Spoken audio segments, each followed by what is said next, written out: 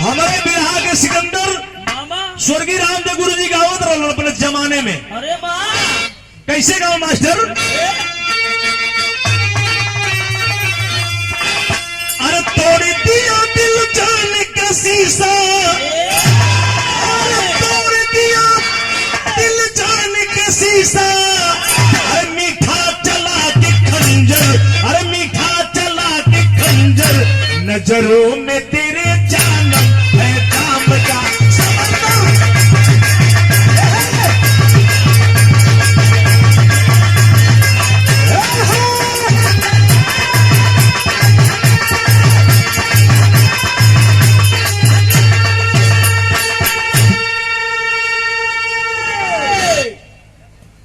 ये हमारे उस्ताद के उस्ताद गावत रहलन बाबा, स्वर्गीय रामदेव उस्ताद। अरे वाह, लेकिन बुल्लू गुरु से जब बिरहा होके गीता, तो बुल्लू गुरु जी जब खड़ा हो काशी गुरु हाँ, से पूछे का हो काशी, हाँ। तापी कहना ताप ताप ताप तो का काशी गुरु सन गया हो, तो बुल्लू गुरु गाँव में कैसे?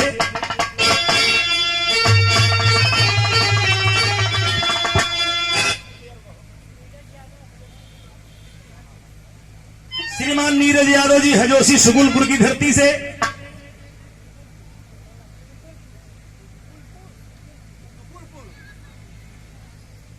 हजोसी उदकुलपुर की धरती से 51 पुरस्कार बाबू प्रणाम भैया के।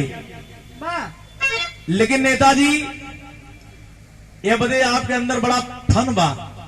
नेताजी जब वैसे जब गीत लगा था नेताजी के पकड़ नहीं पाओ तो सीधा उठ के स्टेज पे आवत है।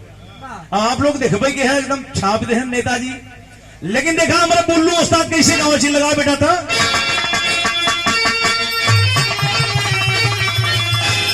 अरे मैंने सुना है मैं खाने से, अरे मैंने सुना है, अरे मैं खाने से, अरे नाम बदलने वाला है, खोल के बोतल रखो सामने जा बदलने वाला है, खोल के बोतल रखो सामने जा बदलने वाला